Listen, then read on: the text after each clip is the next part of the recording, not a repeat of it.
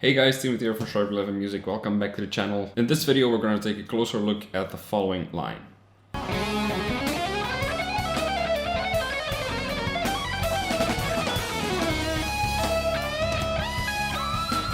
So, those are a lot of notes, but not to worry. This is over a sort of F sharp sus4 over C sharp pedal. That's already quite a mouthful. And he's actually coming out of a C sharp minor pentatonic segment or line or whatever. So we're starting in C sharp minor pentatonic. But then he plays this shape, which implies B minor. And then he just repeats it a tritone up. So B minor, F minor, back on the B, chromatically up to the C sharp. So that's just back into C sharp minor pentatonic or C sharp minor, whatever you want.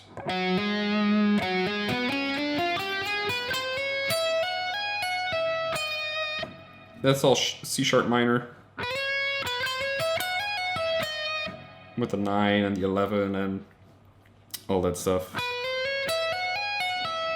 And then I hear a G, but it's like a weird kind of G, or it sounds a little bit weird. So I think what maybe the intention was to play this shape, but the F sharp was turned into a G, creating this thing. So you can see this as a little cell or motif, which he then shifts up half a step, sort of.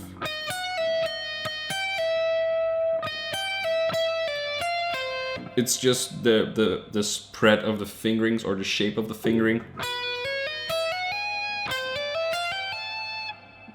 which he shifts over. But then the G instead of the F sharp.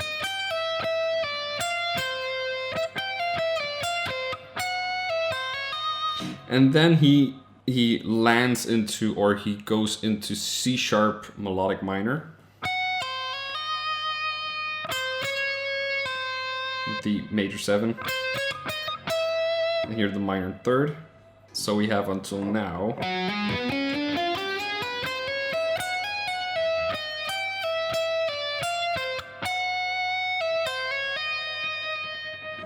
By the way, this is a thing that occurs a lot in Allan's playing.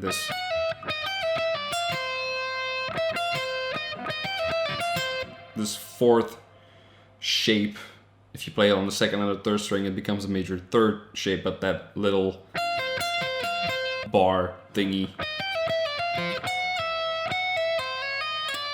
And then I hear some sort of a slide. I'm not 100% sure of the fingering here, but I think this is doable at the least.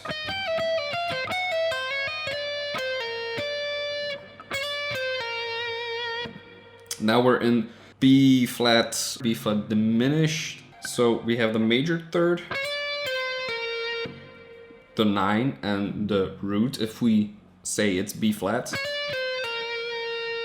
And then we have the flat 3rd and a major 3rd. Flat 3rd, major 3rd. Again, that bar shape.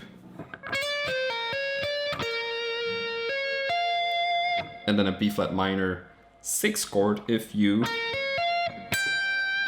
count this G part of it.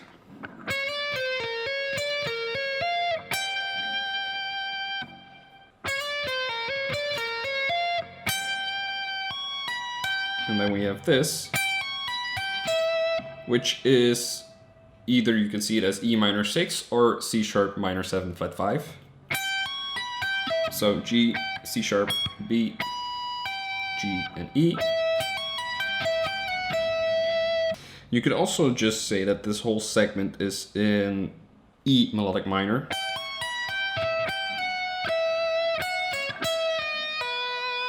because we have this.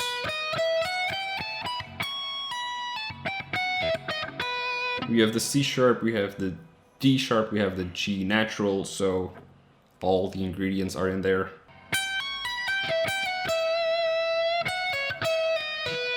And then from this B, we have a chromatic passing tone to, actually it's chromatically down to G sharp.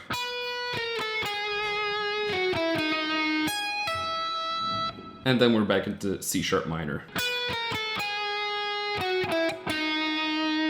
Stopping on the 9.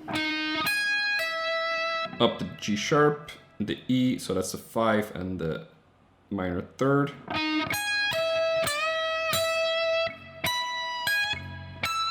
And that's actually an E major triad. E, B, G sharp, and E. And that's basically the whole line. So C sharp minor, B minor, F minor, back into C sharp minor. Then finger pattern transposed up half a step with a little bar shape, a little alternate fingering. C sharp melodic minor. And this actually is an enclosure for the D.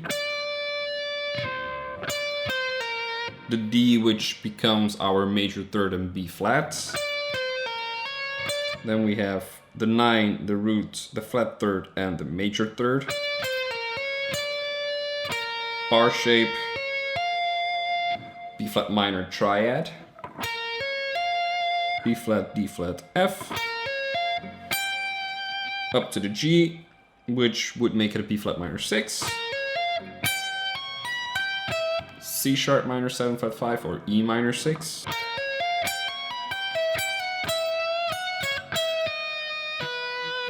E melodic minor. Chromatically down from the B to the G sharp. Scale wise down to the D sharp, our 9. Up to the G sharp. E, B, G sharp, E, making our E major triad. And that's the entire line. A lot of these lines are like index finger oriented. A lot of these shapes go horizontally is basically what I mean. And with these bar shapes, it's very much the index finger is like the common thread across the strings, and what happens afterwards or up here is like he can play a diminished pattern, he can play a triad or a pentatonic pattern or whatever, but this index finger seems to be like the anchor point for a lot of these lines, so it's just something I noticed. In terms of how to practice this stuff, because we throw a lot of fast lines at you, and that's mainly because those are the lines that I think are interesting and I want to dig deeper into them. First of all, be patient.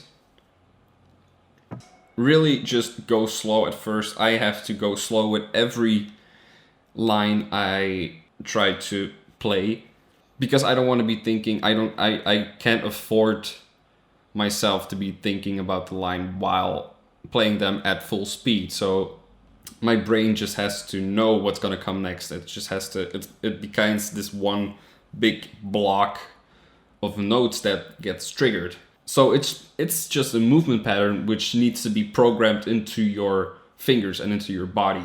So you need to take your time with that and go slow and build up gradually. But at the same time, I've said this before in other videos as well, at the same time, go for a faster tempo and try to stick it out there. Try to, I think Sean Lane said it once in one of his clinics, like you try to clean it up at a higher tempo. You won't always succeed in cleaning it up entirely, but it's very valuable to try and push for that. I go to a higher tempo and a slower tempo and up and down all the time. So it's not like a linear, gradual process, like in one direction. It just goes back and forth constantly, which I think is something important to be aware of.